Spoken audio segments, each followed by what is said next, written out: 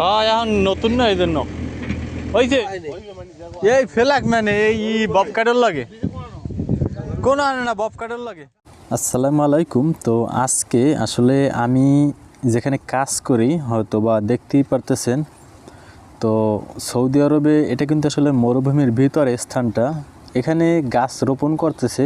আর একদম নতুন সাইডে আমি কিন্তু এসেছি, হয়তোবা এই দিকটাও দেখতে পারেন খেজুর গাছ মানে অন্য জায়গা থেকে উঠিয়ে এনে এরপরে এইখানে রোপণ করছে। আর ছোট ছোট যে গাছগুলো সেগুলো রোপণ করছে। তো আমি এখানে দেখেন মানে এক সাইডে আসছি যেখানে হয়তো খেজুর বাগান এবং গাছ অনেক কিছু, এবং সামনে হয়তো কাঁচরার ডেরাম।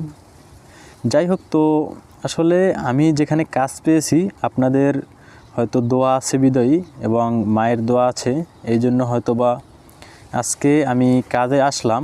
তো আজকে সকালবেলা হয়তো কিছু কথা বললো সেফটিতে, বলার পরেই হয়তো কাজে লাগিয়ে দিল। এরপরে হয়তো বা কতদিন কি থাকতে পারি শিওর জানি না, তবে আল্লাহর উপর ভরসা রেখে হয়তো বা অনেক অনেক খুশি আমি, কারণ এই কাজটা পেয়েছি এই জন্য।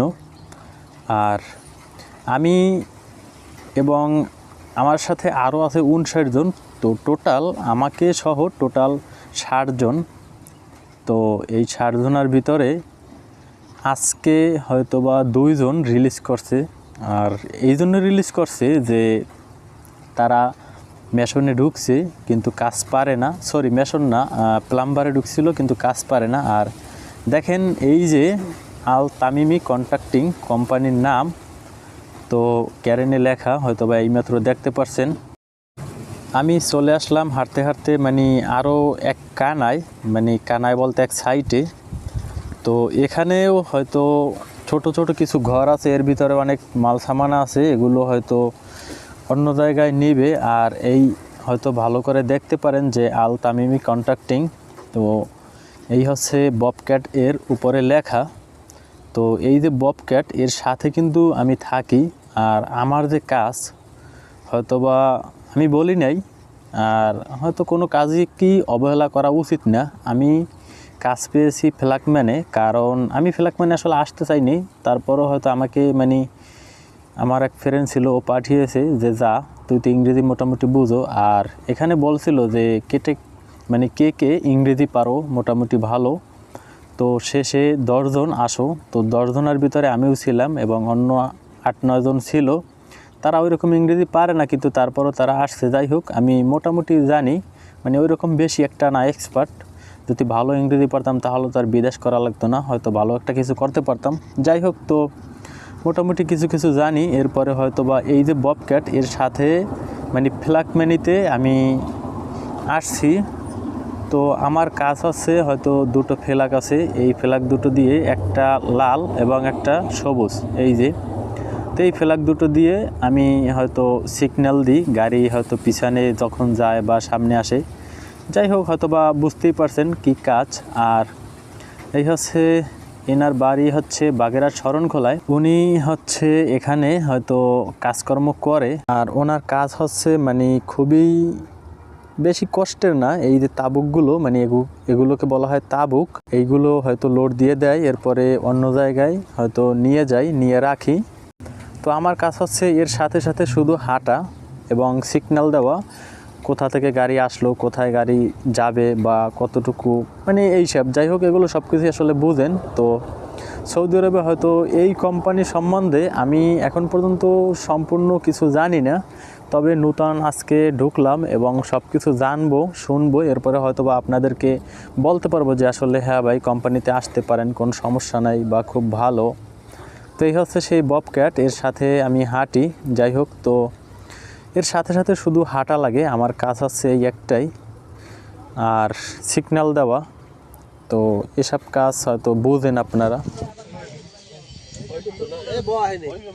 এই ফেলাক মানে এই ববক্যাটের লাগে কোনো আনে না, ববক্যাটের লাগে বই ওর মুখে ক।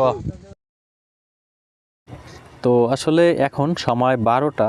তো এই মুহূর্তে আমি কিন্তু চলে এসেছি সেই খেজুর বাগানে, একটু আগে হয়তো বা দেখাইছিলাম। তো এখানে দেখেন অনেকে কিন্তু ভাত খেয়েছে আর অনেকে খাইতেছে।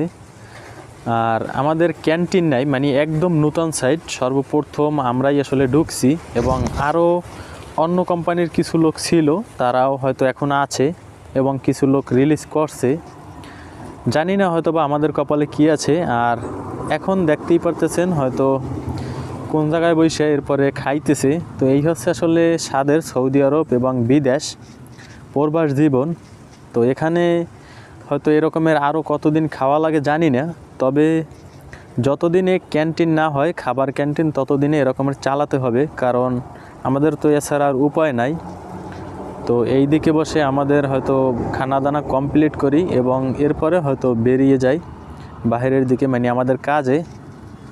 তো সর্বশেষ মজার বিষয় হচ্ছে ভাত খাওয়ার পরেই সবাই বড়ই খায় এবং আমিও খাবো। তো চলুন, ভিতর দি পোকা,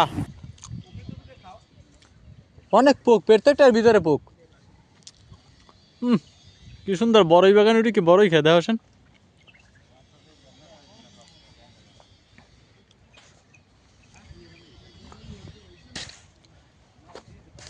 সব বাগানে সব লোক এই দিকে দিয়ে ওই সাইডে কনেকট্রেশন সাইট বলতে বিল্ডিংয়ে কাজ চলে, যদিও এখন পর্যন্ত পুরো কাজ শুরু হয় নাই। এই ফাঁকা দিয়ে হালকা দেখা যায়। আর এই দিকটা সব বড়ই, প্রতিটা গাছে বড়ই ভরা, মানে এত বড়ই। তো এগুলো খাইতে আসলাম, খুব মিষ্টি, কিন্তু দুর্ভাগ্যবশত প্রায় বড়ির ভিতরে এরকমের নষ্ট। এই যে কত বড় বড়ই, প্রতিদিন আইয়ে বড়ই খেতে পারবো, সমস্যা নাই, এমন জায়গায় কাজ মিলছে। ওই যে